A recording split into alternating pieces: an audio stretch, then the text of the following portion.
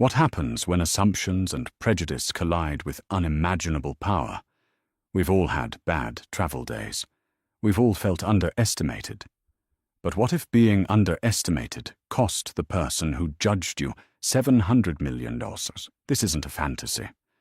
This is the story of Serafina Hayes, a self-made billionaire who just wanted to fly from New York to London in the seat she paid for.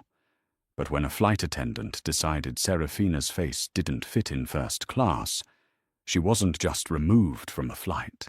She was removed from her patients.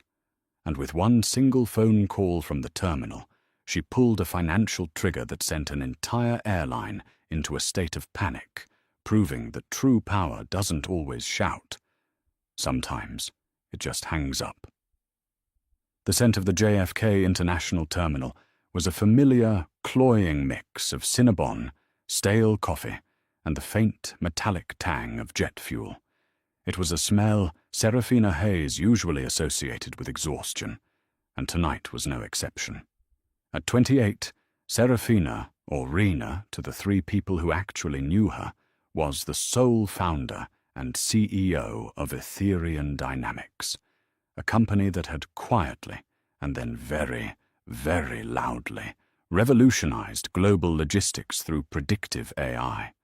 Her personal net worth, a number she rarely thought about, had recently crossed the 12-comma threshold. And yet, looking at her, you would never know it. She stood near the departures board for Global American Airlines, GAA, indistinguishable from the stressed-out college students around her. She wore a faded, charcoal-grey Howard University hoodie, her alma mater, a pair of worn-out jeans, and a simple black baseball cap pulled low, taming the cloud of black curls she hadn't had time to braid. In her hand, she held a battered leather backpack. She looked like a graduate student flying standby, not a titan of industry who had just, 6 hours prior, finalized a deal that would restructure the shipping industry on 2 continents. This trip was a necessary indulgence. She hadn't taken a day off in 3 years. Her mother, living in a quiet Belgravia flat in London, thought she was still buried in meetings in California. Rena had decided to surprise her for her 60th birthday. The simplest way was to book the next flight out. GAA Flight 117, JFK to Heathrow. Her assistant, in a moment of panic, had only been able to secure a commercial seat. Seat 1A, first class. Rena didn't mind. She often flew commercial. It kept her grounded, reminded her of what she was building for. The NetJet's Gulfstream G650, her board insisted she use, sat in a hangar in Teterboro. But flying private was, to her, a sterile experience. She preferred the messy, chaotic humanity of a public airport. Tonight, however, that preference was about to be severely tested. The trouble began not with a bang, but with a microaggression so subtle she almost missed it. At the dedicated first-class check-in, the agent, a man whose tag read, Mark Jenkins, looked up from his screen, scanned her, and then looked past her. "Excuse me, ma'am. This line is for first class and platinum members only. The main cabin check-in is down that hall." His smile was a tight, plastic counterfeit of customer service. Rena didn't sigh. She didn't roll her eyes. She simply placed her passport on the scale. "Serafina Hayes, Flight 117 to Heathrow. I'm checking 1 bag." Jenkins's eyes flicked to her passport, then to her face, then back. The name Serafina Hayes didn't register. Why would it? She wasn't an actress or a musician. Her name only appeared on the Forbes list, a publication Jenkins probably didn't read. He saw her hoodie, her jeans, her skin. His brain processed the data and spat out an error. "Does not compute." "Right," he said, his tone shifting from dismissive to coldly professional. He typed, his fingers striking the keys with unnecessary force. 1 bag. It's 52 pounds. That's 2 pounds over the limit. There will be a $100 overweight fee. Rena looked at the scale. 52.0. Your first-class allowance is 70 pounds. she stated. It wasn't a question. Jenkins flushed, a dark red crawling up his neck. He'd been caught. Ah, yes, of course. The system lagged. He tagged the bag with a neon orange priority tag and shoved it onto the belt with a thud. Your gate is B24. Boarding begins at 9:15 p.m. The Oasis first-class lounge is just past security. He handed her the boarding pass without making eye contact. Rena took it. Thank you, Mark. Have a good night. She walked away, feeling the weight of his stare on her back. It was a familiar feeling, one she'd endured through countless boardrooms, investor meetings, and now, apparently, airport terminals. The feeling of being an anomaly, a puzzle that people were too lazy to solve and instead simply dismissed. She cleared security in minutes via the clear reserved lane, another small luxury that went unnoticed by the agents, and made her way to the Oasis lounge. The lounge was a bubble of forced tranquility, low lighting, soft jazz, the quiet clinking of glasses. The attendant at the desk, a woman with a severe blonde bob, gave her the same once-over as Jenkins. Can I help you? The question hung in the air, weighted with suspicion. Rena handed over her boarding pass. Seat 1A. The woman's eyebrows shot up, a flicker of surprise, before she regained her composure. Of course, Ms. Hayes. Welcome to the Oasis Lounge. The bar is to your left, and a hot buffet is available. Rena nodded, took her pass, and walked inside. The lounge was crowded. Men in rumpled suits talked too loudly into their phones about synergy and leverage. A family in matching tracksuits had taken over a corner, their children watching tablets at full volume. Rena found a small, single chair in a dark corner, away from the main traffic. She sat, put her backpack at her feet, and pulled out her phone. There were 47 unread emails, but only one she cared about.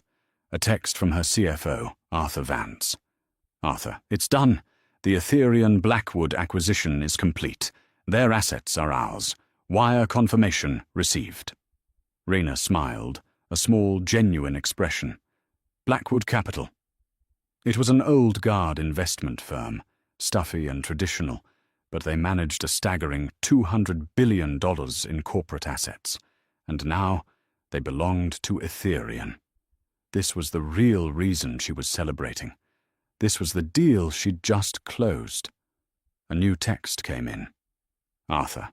Also, just an FYI, that Global American Air Holdings commercial paper we discussed, the 700 meter tranche, Blackwood is the sole broker for it.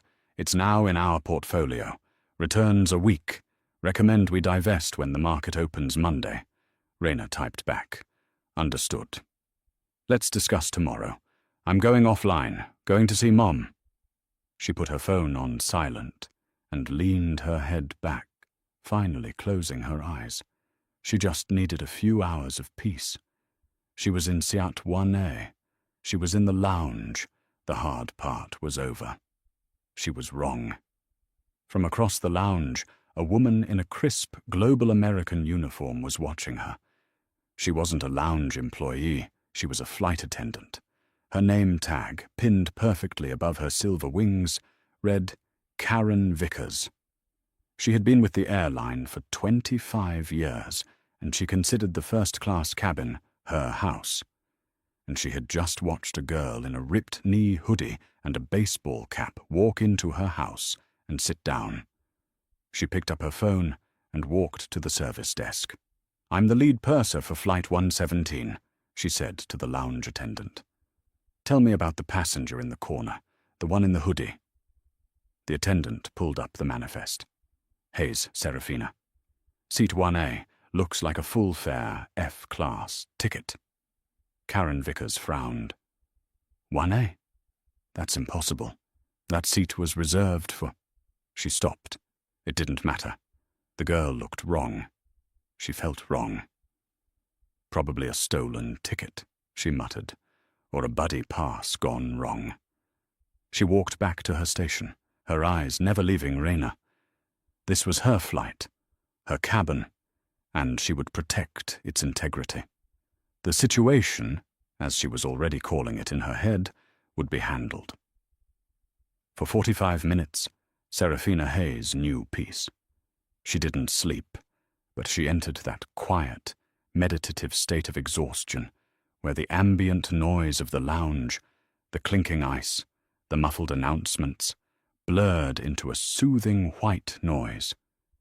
She was mentally walking through the code base of Ethereum's new predictive engine, her happy place. The bubble was burst by a sharp, nasal voice. "Ma'am! Ma'am!" Rena's eyes snapped open. Standing over her was the flight attendant she had vaguely registered earlier, Karen Vickers. She was in her late 40s, with hair pulled into a severe bun that seemed to stretch the skin of her face. Her smile was a thin, red gash of lipstick. "I'm sorry, but this seating area is reserved," Vickers said, her voice dripping with artificial sweetness. Rena looked around. The chair she was in was identical to the others. "Reserved? There's no sign." "It's an unspoken rule, honey," Vickers said, her smile tightening. "This section is for our true Platinum Premier and Concierge Key members. You seem a bit lost. The main cabin waiting area is by gate B30. The accusation was so naked, so brazen, that Rena was momentarily speechless. This wasn't a misunderstanding. This was a challenge. Every other person in the lounge was now stealing glances, sensing the low-pressure system of a confrontation building. "I'm not lost," Rena said, her voice quiet but firm. She held up her boarding pass. "I'm in seat 1A. I'm fine right here." Vickers's eyes narrowed. She had expected the girl to be cowed, to apologize and scurry away. This quiet confidence was infuriating. She glanced at the boarding pass but dismissed it. Boarding passes can be confusing. Sometimes a gate agent prints the wrong one. "I'm just trying to save you the embarrassment of being moved later," Vickers pressed on. "I'm not confused," Rena replied, her patience starting to fray. The exhaustion was returning, but now it was laced with adrenaline. "I am in the correct lounge, and I am waiting for my flight. Are you the lead for Flight 117? "I am," Vickers said, drawing herself up, as if this confirmed her authority. "And as the lead purser, it's my job to ensure all our first-class passengers are comfortable, and that all regulations are followed." "Then you should know," Rena said, "that as a full-fare first-class passenger, I am entitled to be in this lounge, and unless you are here to offer me a pre-departure beverage, I'd like to be left alone." The snap of the retort was silent, but everyone watching felt it. The man talking about synergy stopped mid-sentence. Vickers's face, which had been a mask of condescending concern, turned to stone. The honey was gone, replaced by a glacial fury. "I see," she said, her voice dropping to a near whisper. "Well, Ms. Hayes, we take safety and security very seriously at Global American. We'll just have to see about your seat." She turned, her heels clicking an angry staccato on the marble floor, and marched straight to the gate, B24, which was visible from the lounge. Rena watched her go. She saw her lean in and speak animatedly to Mark Jenkins, the check-in agent. She saw Jenkins nodding, his face grim. He picked up his phone, spoke into it, and then looked toward the lounge. He and Vickers were pointing at her. A cold pit formed in Rena's stomach. This was escalating.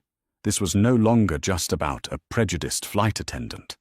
This was now an operational matter. "This is stupid," she muttered to herself. She could leave. She could call her pilot, have the G650 fueled, and be in the air in 2 hours. But why should she? She had paid for this ticket. She had a right to be here.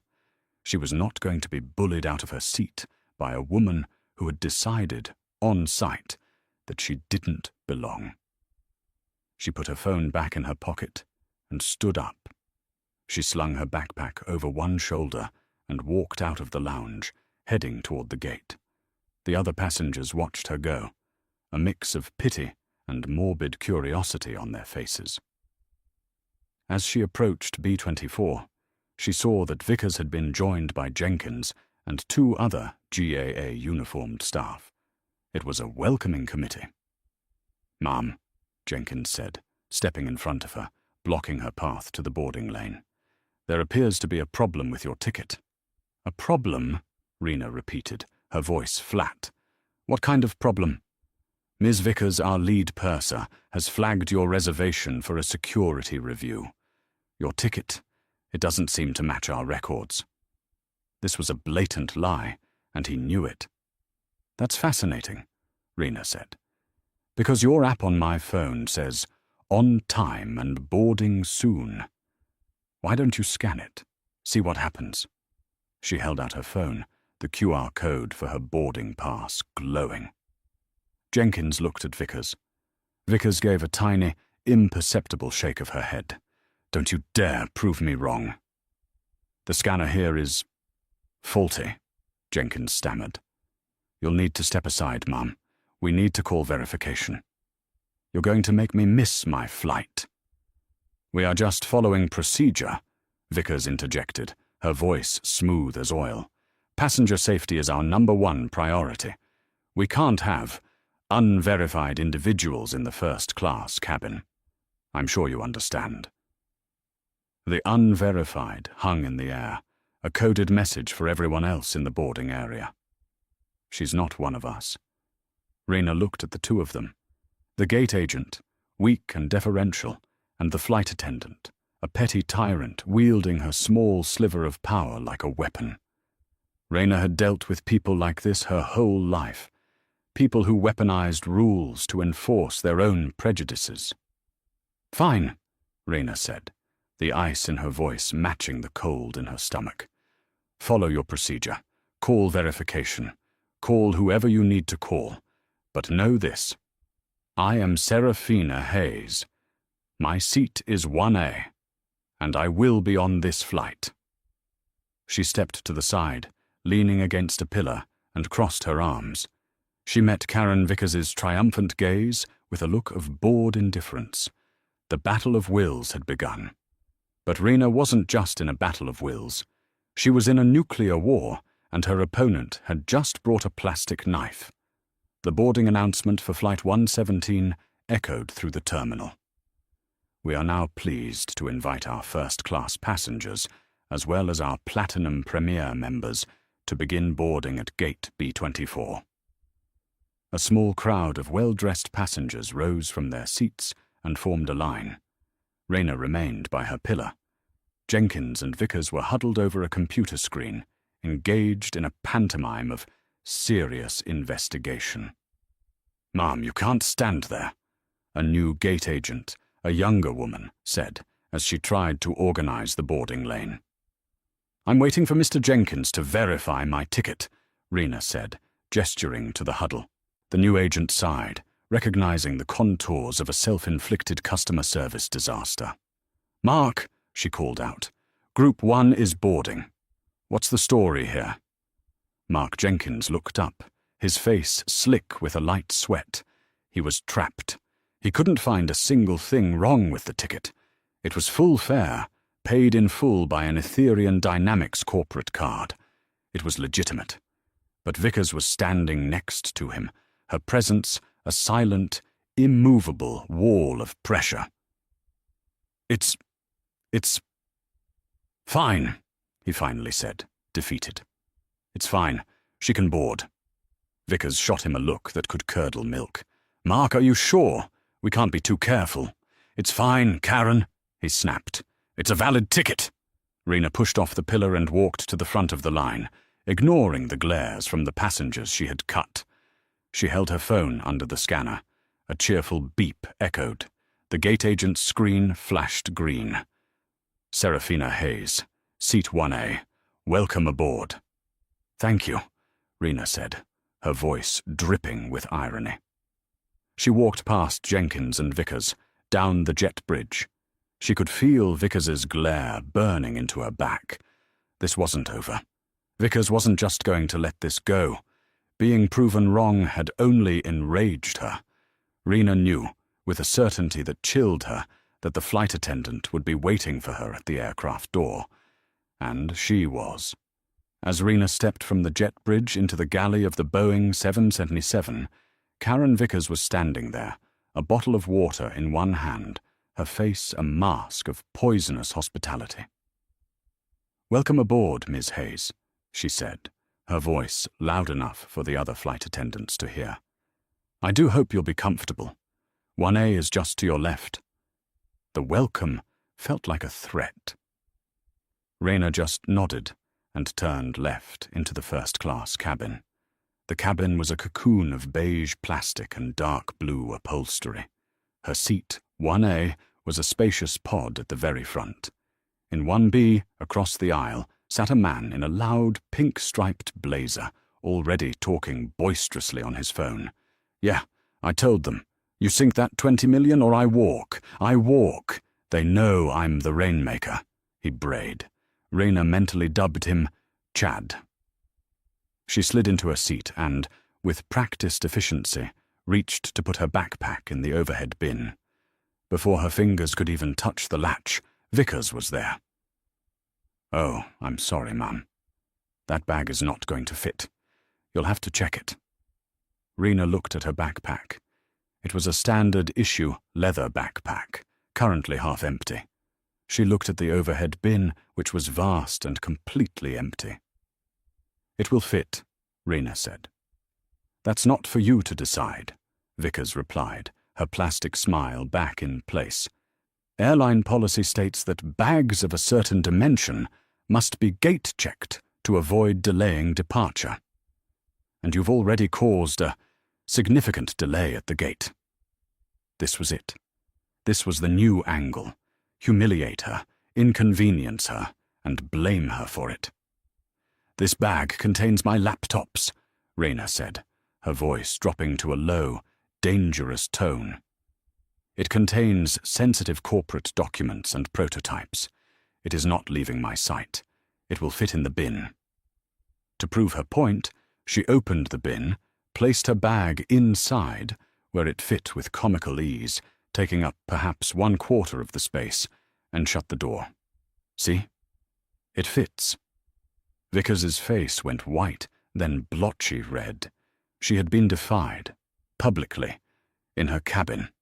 Chad in 1B had stopped his phone call to watch the show. "Ma'am, you cannot touch the overhead bins until we are at cruising altitude," Vickers lied, inventing a rule on the spot. "You have tampered with secured airline equipment. You need to open that bin. Give me the bag, or I will have you removed." "That is not a rule," Rena said, her patience evaporating like water on a hot skillet. "I am a paying passenger. This is my assigned seat. My bag is stowed. I am done talking to you." She sat down and fastened her seatbelt, the click of the buckle sounding like a gunshot in the quiet cabin. This was a tactical error. By sitting and buckling up, Rena believed she was signaling compliance and an end to the conflict. But to Karen Vickers, it was the ultimate act of defiance. The girl wasn't just wrong, she was disobedient. Vickers turned and stormed to the front galley. She grabbed the interphone. "This is the purser. I need the gate agent on the jet bridge now. We have a non-compliant passenger in 1A, a security threat." Rena's blood ran cold. Security threat. That was the magic word. The word that stripped a passenger of all rights. The word that meant you were guilty until proven innocent. And you were never proven innocent.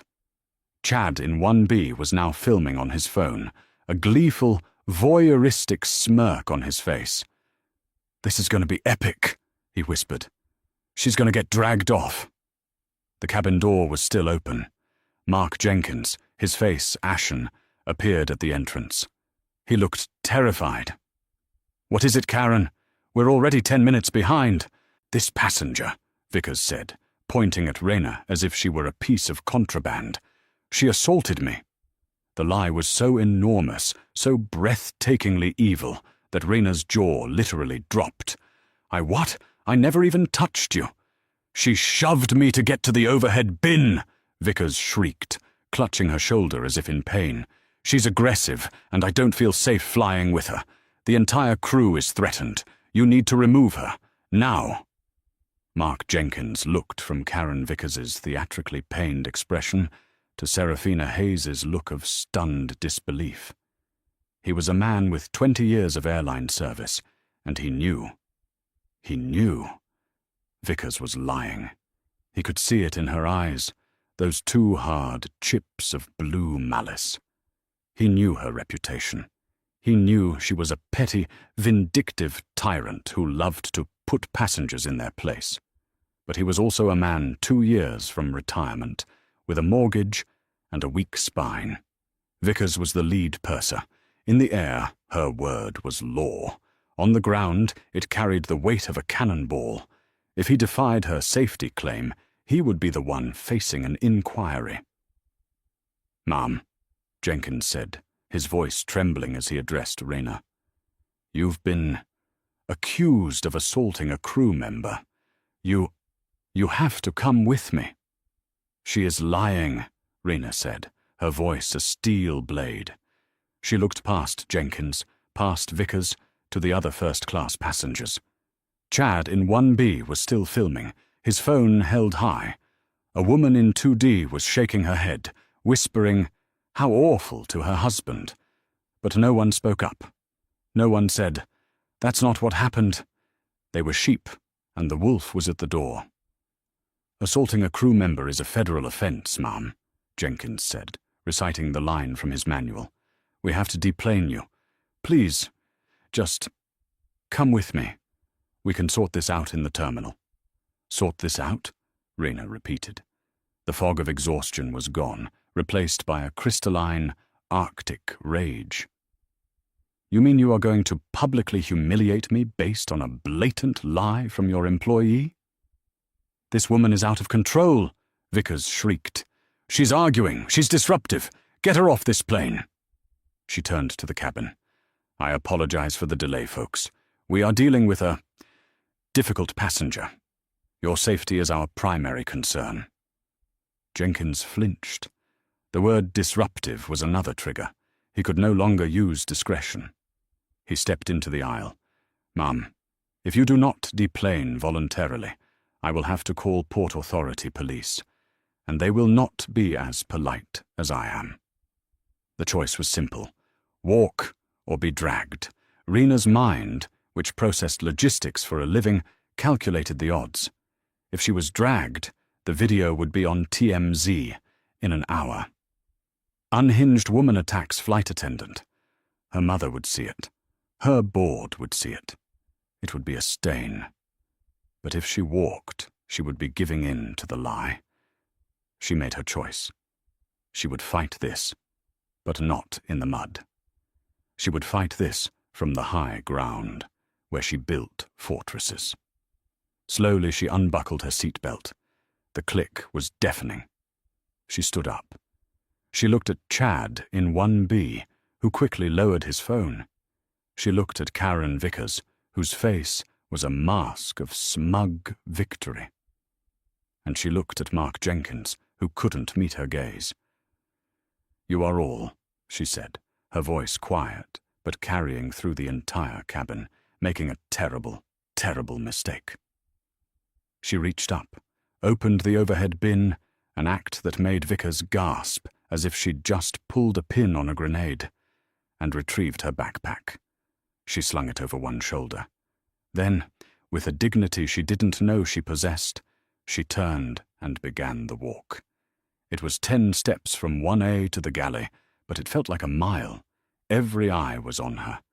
She could hear the whispers, the tsk-tsks, the judgment. She must have done something, you know, those people, always so angry. She stepped onto the jet bridge. Jenkins was behind her. Vickers stood at the door, arms crossed, the victor defending her territory.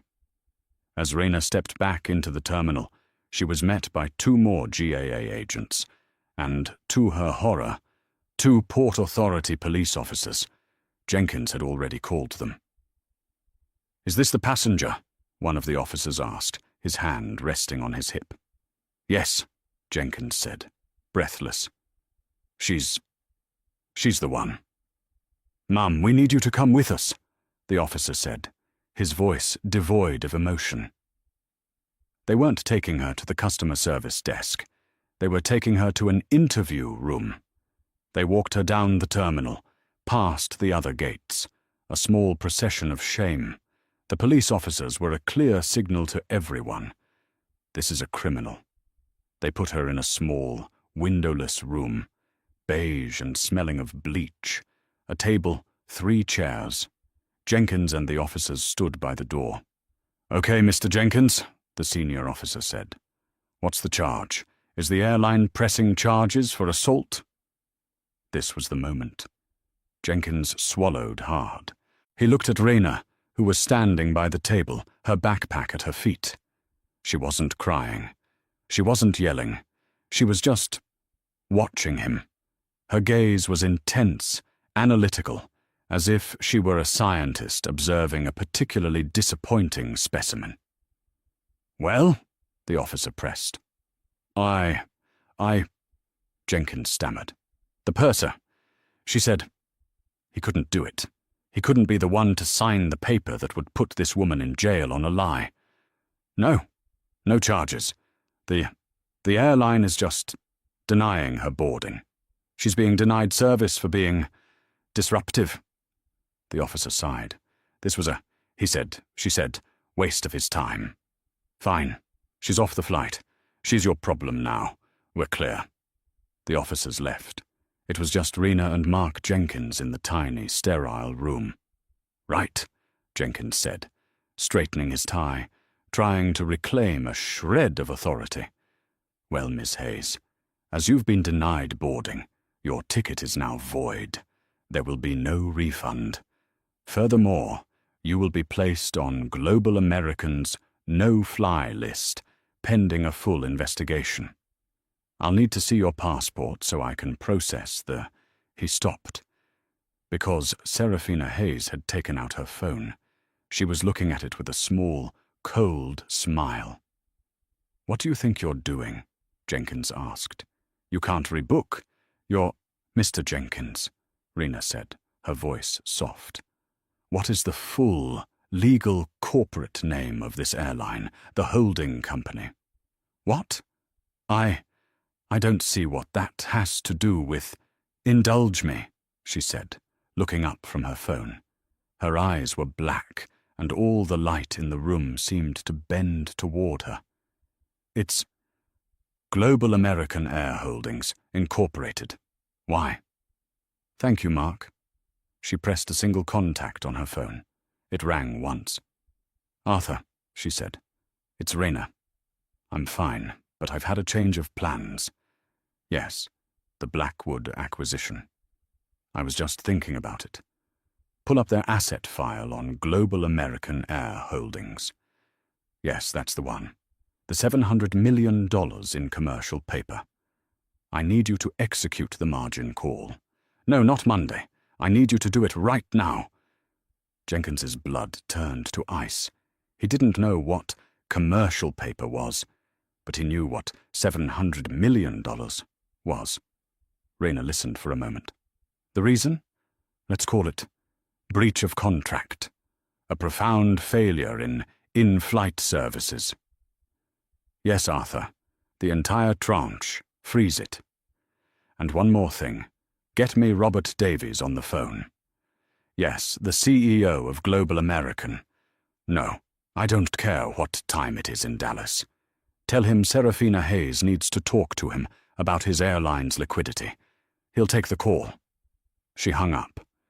She looked at Mark Jenkins, who was now the color of the beige walls. You can't do that," he whispered. That's not possible." "Global American," Rayna said, as if lecturing a student, like many airlines, funds its daily operations, fuel, payroll, gate fees, using short-term debt. Commercial paper. That $700 million, that's the money your airline uses to operate for the next, 48 hours. And my company, as of 6 hours ago, is the sole broker for that debt. By calling in that note, we've triggered a liquidity crisis.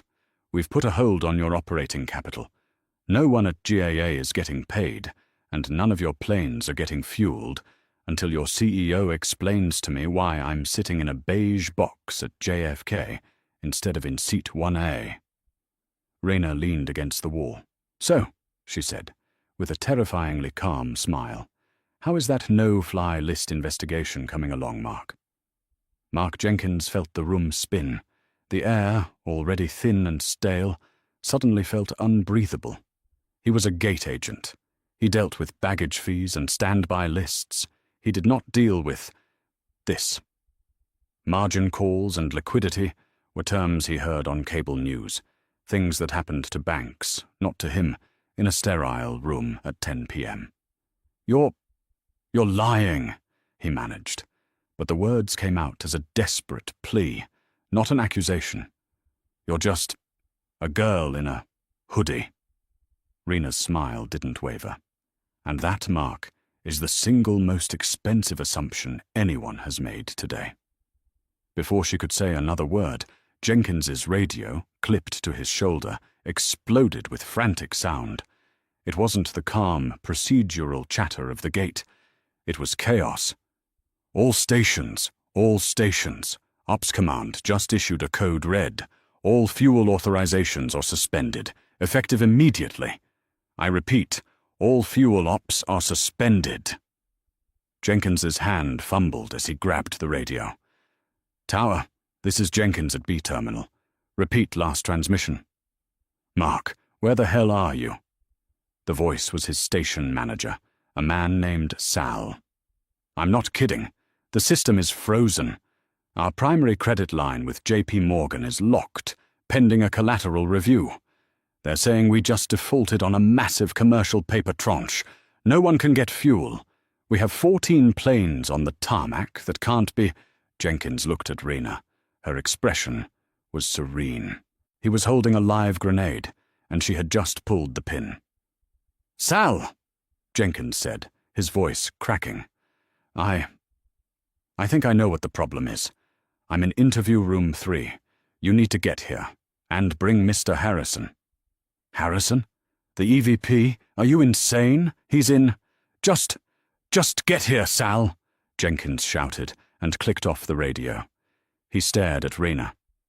What do you want? He whispered. What I've always wanted, Mark, Rayna said, sitting down at the table. To be treated with a basic level of human dignity. And as of 10 minutes ago, I want a new ride to London. But we'll get to that. Rayna's phone, sitting on the table, began to buzz. The caller ID was a blocked number. She let it buzz once, twice, a third time. Then she answered, putting it on speaker. Is this Serafina Hayes? A panicked baritone voice demanded. It is. Who is this? This is Robert Davies, CEO of Global American. What in God's name have you done? My CFO just had a heart attack on a phone call. He says you've called in a $700 million note? That's not... You can't. That's our entire operating float. It's not due for 90 days. Hello, Robert, Rayna said, her voice like velvet-wrapped ice. You're right, it wasn't due.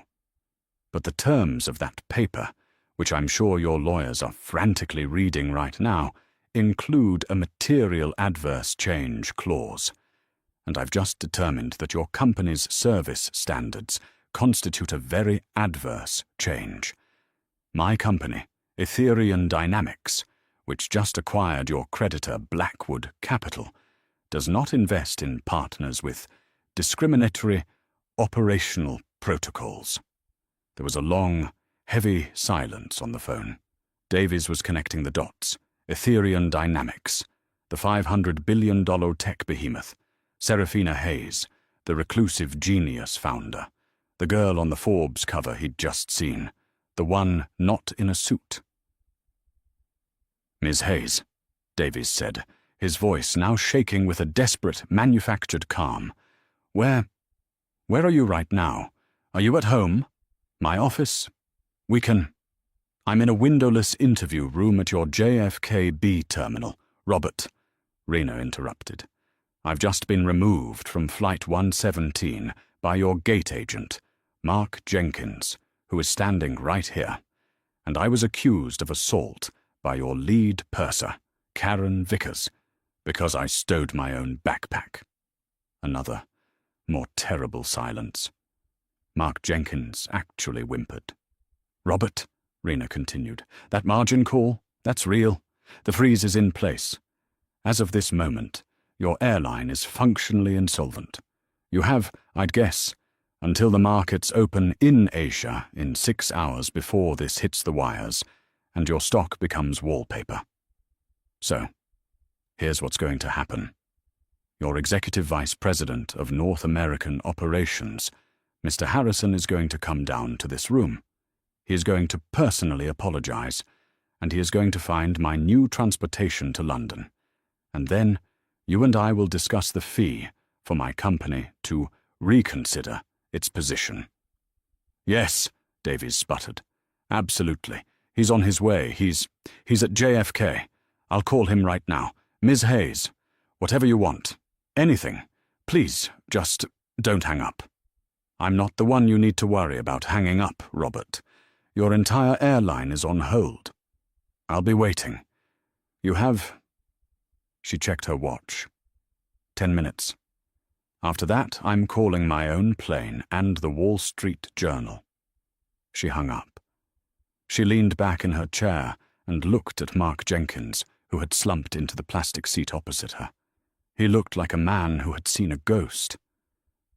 She lied, Jenkins whispered, his face in his hands. Karen, she lied about the assault. I knew she was lying. Yes, she did, Rena said. And you, Mark, you went along with it. Because it was easier. You looked at her, a senior white woman in a uniform, and you looked at me, a black woman in a hoodie, and you made a calculation. You calculated that she had more power than I did. You calculated wrong. The door to the interview room burst open. Sal, the station manager, stood there, pale and out of breath. Behind him was a tall, immaculate man in a $5,000 suit, his face a mask of pure, unadulterated panic. This was Mr. Harrison, the EVP. Ms. Hayes, Harrison said, his voice a strained squeak. He rushed into the room, pushing past Sal. Ms. Hayes, I am... Words cannot express the profound... Save it, Rena said, standing up. Are you the one with the authority to fix this? Yes, Harrison said, wringing his hands. Robert Davis, our CEO, he called me. The margin call. Ms. Hayes, this is a catastrophe. It's a teachable moment, Rena corrected. Here's the lesson. First, I want Mr. Jenkins and Miss Vickers suspended. Not investigated. Suspended. Effective immediately. Done! Harrison squeaked, not even looking at Jenkins. Sal, get their badges. Now! Jenkins looked up, his eyes wide with betrayal. Mr. Harrison, You're done, Mark, Sal snapped, his own job now on the line. Give me your badge. Second, Rena continued, stepping over Jenkins's shattered career. Flight 117. Is it still at the gate? Yes, Harrison said. It can't get fuel. Perfect. I want it held. I want every passenger to deplane. All of them. I want them brought back to the gate. Harrison blinked. Deplane. The whole flight. But why? Because, Rena said, a cruel, cold smile playing on her lips. I want Karen Vickers to make an announcement. I want her to explain to 150 people why their flight to London is cancelled. I want her to tell them it's because she had a problem with my backpack. The scene at Gate B24 was one of complete pandemonium. The passengers of Flight 117, who had been sitting on a hot, stagnant plane for 45 minutes, had been unceremoniously deplaned and herded back into the terminal. The air was thick with anger and confusion. "What is this? Where is our flight? I have a connection." Chad from 1B was the loudest. "This is a disgrace. I paid $10,000 for that seat. I'm calling my lawyer. I'm a Platinum Premier member." Mr. Harrison, the EVP, stood near the podium, his face glistening with sweat. "Please, ladies and gentlemen, if I could have your attention. There has been a significant operational issue." And then Rena walked out of the jet bridge, flanked by Sal and Harrison. She was no longer a pariah. She was the eye of the storm. The passengers who had watched her walk of shame now stared, utterly baffled. "Where is she?" Rena asked Harrison, her voice quiet. She's in the jet bridge," Harrison stammered. "Sal, go get her." Sal disappeared and returned a moment later, dragging Karen Vickers by the elbow. Vickers's face was a mess. Her perfect bun was coming undone. Her eyes were red and swollen. She had clearly been told what was happening. She had been told who Rena was. The smug Victor was gone, replaced by a terrified, broken employee. "There she is," Rena said. She pointed to the podium microphone. "Mr. Harrison, tell her." Harrison swallowed. "Karen. Ms. Vickers." "Go on," Rena urged. "Ms. Vickers, you will address the passengers," Harrison commanded, his voice shaking. "You will explain the situation." Vickers looked at him, her eyes pleading. "Mr. Harrison, please, do it," he barked, his panic overriding any sense of decorum.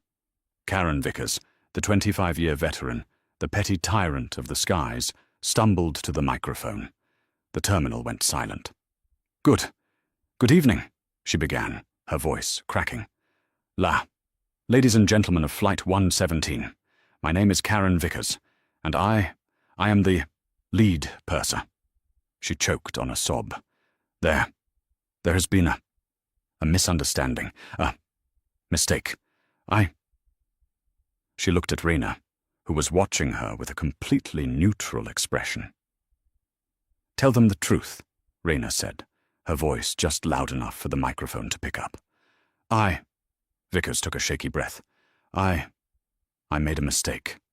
I falsely accused a passenger of misconduct. I had her removed from the flight. Because of me. This flight." She couldn't say it. "This flight is cancelled," Harrison finished, snatching the mic. "Global American Air Holdings is experiencing a temporary operational freeze. This is my fault," Vickers whispered, a broken admission. "It's all my fault."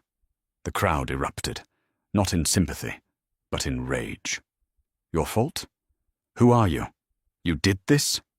Chad from 1B pushed to the front. "It is her fault. And that other girl's, the one in the hoodie, they had a fight. I saw it. I have it on video." He held up his phone. This woman," he yelled, pointing at Rena, "got in a fight and now we're all paying for it." The crowd turned, their anger now looking for a new, more satisfying target.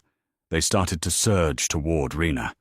"Ms. Hayes," Harrison said, his eyes wide with new terror. Rena simply raised one hand. "Mr. Harrison," she said, her voice cutting through the noise, "do you know who that man is?" "Who?" "The one with the—" "Yes," Rena said. "His name is Chad Williams. He's a junior VP at Morgan Stanley. He's also the man who filmed me being harassed instead of speaking up." Rena pulled out her own phone. "Arthur," she said, once again on speaker.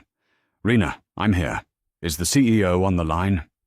It was Arthur Vance's voice, crisp and clear. "Not yet, Arthur. First, a different matter. I need you to call the CEO of Morgan Stanley. Yes, James Gorman.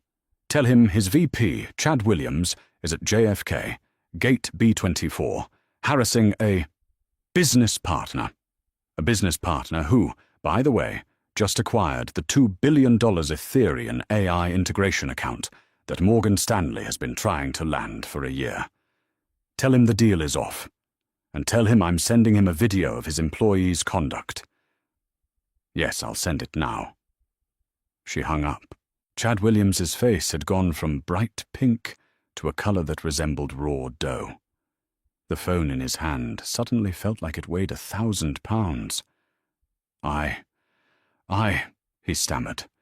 His own phone began to ring, a frantic, vibrating buzz. The caller ID read, Office, CEO. He looked at Raina, his eyes filled with a terror that was almost primal. He didn't answer the call. He just backed away, melting into the crowd, his rainmaker status evaporating before their very eyes. The terminal was silent once more. The hard karma had hit, and it wasn't done. Now, Raina said, turning her attention back to the cowering employees. Mr. Harrison, my flight to London. You have 1 hour to arrange a private jet. A GS in 50 or equivalent. Bill the $50,000 charter fee to Global American's corporate account. Oh, wait. A look of mock realization crossed her face. You can't. Your accounts are frozen. She smiled. Tell you what, I'll have Arthur pay for it, and we'll just add it to the reconsideration fee we'll be discussing tomorrow. The one that starts at $50 million. She looked at Karen Vickers and Mark Jenkins, who were being quietly led away by airport security, their badges in Saul's hand. Their careers were over. Not with a bang, but with a quiet, bureaucratic whimper. As for the rest of you, Raina said, addressing the stunned passengers of Flight 117, Global American has failed you. They will all be put on other carriers in upgraded seats at GAA's expense, and you will all receive a full refund and a $10,000 voucher for your trouble. Mr. Harrison will be handling that personally. Won't you, Mr. Harrison? Harrison, who now looked 10 years older, just nodded numbly. Yes, Ms. Hayes. Of course. Raina slung her backpack over her shoulder. Good. My work here is done. She started to walk away, leaving the chaos of the gate behind her.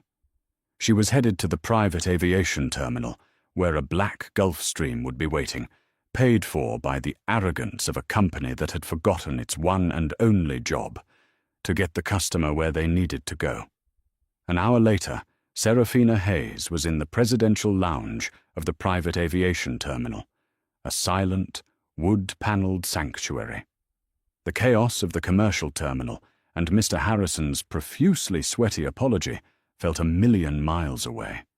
She was sipping a glass of water when her phone rang. The caller ID was blocked. It was Robert Davies, the CEO. His panic was gone, replaced by the hollow, exhausted tone of total surrender. Ms. Hayes, Raina, he began. Mr. Harrison has explained the full situation, the public nature of it, the video. Ms. Hayes, you've made your point. You've brought us to our knees. He took a shaky breath. That $700 million freeze. It's not just fuel. It's our payroll. It's our landing fees. It's triggering cross-defaults on our bonds.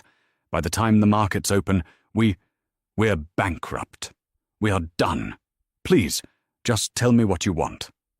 I have no interest in bankrupting 100,000 employees over the actions of 2, Robert, Raina said, her voice cool and steady. But I am interested in accountability, and I am interested in ensuring this never, ever happens again. So here are my terms. She stood and walked to the window, watching her new plane, a sleek Gulfstream GS-50, taxi into view. First, she said, the $50 million reconsideration fee we discussed. It's no longer a fee. It's a $50 million donation.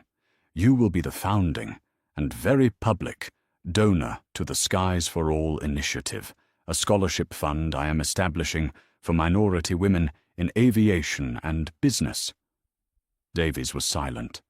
This was public guilt, carved in stone. "Done," he whispered. "We're not done," Rena said. "Second, my team at Airline will graciously agree to extend the $700 million note, but the terms just changed. The interest rate, which was 1.5%, is now 6.5%. Your weak returns just became very profitable for me." Davies groaned, a low sound of financial pain. That was millions in new interest payments. "Third," Rena pressed, "and this is non-negotiable. Global American Airlines will, as of tomorrow, enter into a mandatory 5-year contract with Airline Dynamics. My company will be providing your entire workforce, from the boardroom to the baggage handlers, with a new bias, de-escalation, and ethics training program, run by our AI division. We are going to rebuild your corporate culture." "A training contract?" Davies asked. "A training contract," Rena confirmed, "at a cost of $100 million per year. We are, after all, the best in the world." This was the master stroke. She wasn't just punishing them. She was forcing them to pay her $500 million to fix them. "So to summarize, Robert," Rena said, as an attendant appeared to take her bag, "you are going to publicly fund minority scholarships. You're going to pay me 4 times the interest for your own cash, and you're paying my company to teach your staff how to be decent human beings. Do we have an agreement?" Robert Davies, CEO of a multi-billion-dollar airline, had no choice. He had been completely and financially outmaneuvered.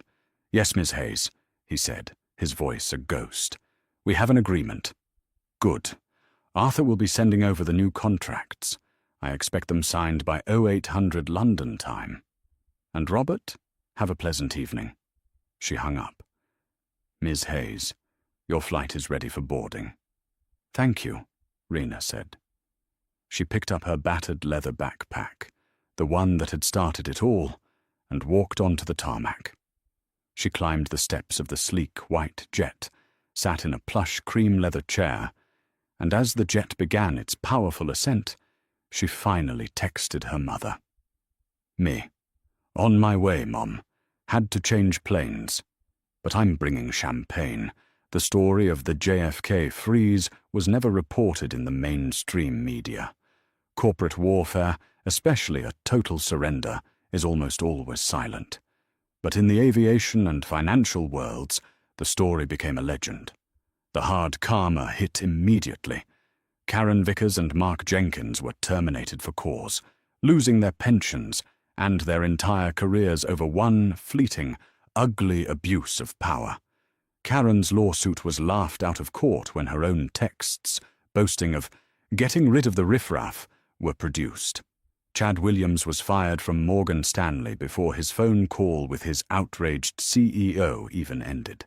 The video he took proved only Rena's calm and Vickers's aggression. Pulling a Chad became internal slang for career-ending stupidity. Global American Airlines survived, but it was a different company. Forced by Rena, their $50 million donation to the Skies for All initiative was a public mark of shame, and the $500 million ethics training contract with Airline was a brutal, forced education. Airline's AI-driven modules relentlessly rooted out bias, and within 3 years, GAA had the highest satisfaction scores in the industry. Rena didn't just punish them, she forced them to pay her to fix their broken culture. And Serafina Rena Hayes, she arrived in London at 7 a.m. Her surprise for her mother was a complete success, but her company, Airline Dynamics, had a new, wildly profitable division. Conscience as a service, as her team called it, was in high demand. Other corporations, terrified of being frozen, lined up to have Airline fix their cultures. Rena never flew Global American again. She took her own plane. But the real victory wasn't the $700 million. It was the new terms of service she had written for an entire industry that had forgotten who it was supposed to serve. Thank you for listening to this story of karma, consequence, and the hidden power that lies in being underestimated. We all have a Karen Vickers or a Mark Jenkins in our lives, people who judge us by a cover they didn't bother to read.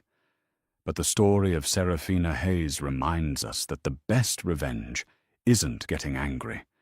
It's getting powerful. It's about building a life, a career, and a fortress of success so strong that your calmness is more terrifying than their anger. What did you think of Rena's ultimate move? Was it pure justice or a cold-hearted business play? Let us know in the comments below. If you loved this story of drama and hard karma, please hit that like button, share this video with someone who needs to see that the little guy, or in this case, the underestimated girl, can win. And most importantly, subscribe to the channel. We have new stories coming every week, and you don't want to miss a single one.